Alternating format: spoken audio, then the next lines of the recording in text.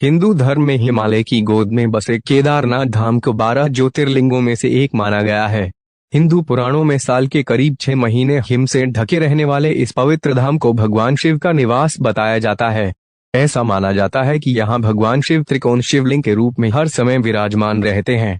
महाभारत में इस धाम से जुड़ी इस कथा के बारे में वर्णन मिलता है, जिसमें यह बताया गया है कि यहाँ पांडवों को भगवान शिव ने साक्षात दर्शन दिए थे, जिसके बाद पांडवों ने यहाँ इस धाम को स्थापित किया। तो दर्शकों, आइए मिलकर जानते हैं केदारनाथ धाम मंदिर के बारे में पौराणिक कथा। केदारनाथ धाम मंदिर के बारे में पौराणिक कथा। धार्मिक ग्रंथों में वर्णित कथा के अनुसार महाभारत युद्ध में विजय के पश्चात पांडवों में सबसे बड़े युधिष्ठिर को हस्तिनापुर का नरेश के रूप में राज्य अभिषेक किया गया। उसके बाद करीब 4 दशक तक युधिष्ठिर ने हस्तिनापुर पर राज किया। इसी दौरान एक दिन 5 पांडव भगवान श्री कृष्ण के साथ बैठकर महाभारत युद्ध की समीक्षा कर रहे थे। समीक्षा में पांडवों ने श्री कृष्ण से कहा, है नारायण, हम सभी भाइयों पर ब्रह्म हत्या के साथ अपने बंधु बांधवों की भी हत्या कलंक है। इस कलंक को कैसे दूर किया जाए? तब कृष्ण ने पांडवों से कहा कि ये सच है कि युद्ध में भले ही जीत तुम्हारी हुई है, लेकिन तुम लोग गुरुवार और अपने बंधु बांधवों को मारने के कारण पाप के भागी बन गए हो। इन पापों के कारण मुक्ति मिलना असंभव है, परंतु इन पापों से सिर्फ महादेव ही मुक्ति दिला सकते हैं, अतः महादेव की शरण में जाओ। उसके बाद श्री कृष्ण द्वारिका लौट गए। उसके बाद पांडव अपने पापों से मुक्ति के लिए चिंतित रहने लगे और मन ही मन सोचते रहे कि कब राजपाट को त्याग कर शिव जी की शरण में जाएं। उसी बीच एक दिन पांडवों को पता चला वासुदेव ने अपना शरीर त्याग दिया है और वे अपने परमधाम लौट गए हैं। यह सुनकर अब पांडवों को भी पृथ्वी पर रहना उचित नहीं लग रहा था। गुरुवार, पितामह और सखा सभी तो युद्ध भूमि में ही पीछे छूट गए थे।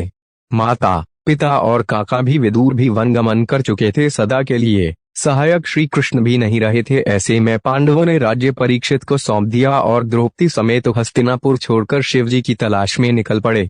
केदारनाथ धाम से जुड़ी कथाएं। हस्तिनापुर से निकलने के बाद 5 भाई और द्रौपदी भगवान शिव के दर्शन के लिए सबसे पहले पांडव काशी पहुंचे, पर वे उन्हें वहां नहीं मिले। उसके बाद उन लोगों ने कई और जगहों पर भगवान शिव को खोजने का प्रयास किया, परंतु जहां कहीं भी ये लोग जाते शिव जी वहां से चले जाते। इस क्रम में 5 पांडव और द्रौपदी एक दिन शिव जी को खोजते हुए हिमालय तक आ पहुंचे। यहाँ भी जब शिव जी ने इन लोगों को देखा तो वे छिप गए, परंतु यहाँ युधिष्ठिर ने भगवान शिव को छुपते हुए देख लिया।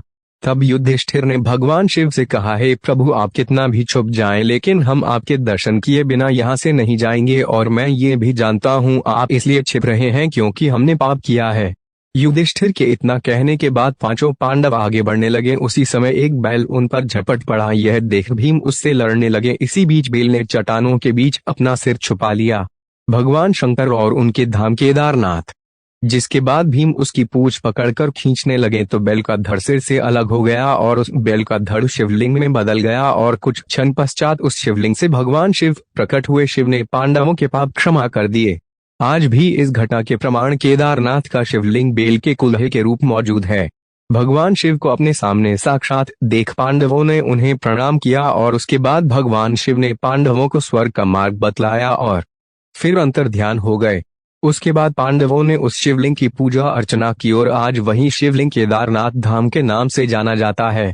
दर्शकों, क्योंकि यहाँ पांडवों को स्वर्ग जाने का रास्ता स्वयं शिव जी ने दिखाया था, इसलिए हिंदू धर्म में केदार स्थल को मुक्ति स्थल माना जाता है। और ऐसी मान्यता है कि यदि कोई केदार दर्शन का संकल्प लेकर निकले और उसकी मृत्यु हो जाए तो उस जीव को पुनर्जन्म नहीं लेना पड़ता। तो दर्शकों, उम्मीद करता हूँ कि आपको केदारनाथ धाम से जुड़ी यह कथा पसंद